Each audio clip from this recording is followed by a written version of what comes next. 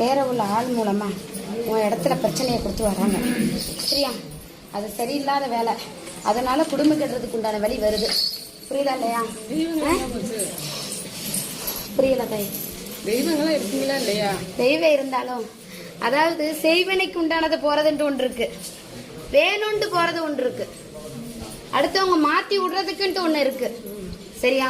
அது மாத்தி விடுறதுக்குங்கிறது ஆகாதப்பா. இந்த இடத்துல வேற ஒரு ஆளு அந்த இடத்துல குடும்பத்தை பிரிக்கிறதுக்கு உண்டான வேலையை காமிச்சு கொடுக்குது. சரியா? இதனால நீ பொங்கிக்கிட்டு நிக்கிற. உனக்கு அந்த இடத்துல எதுவுமே பேச முடியாத சூழ்நிலையில நீ நிக்கிற. புரியுதா இல்லையா?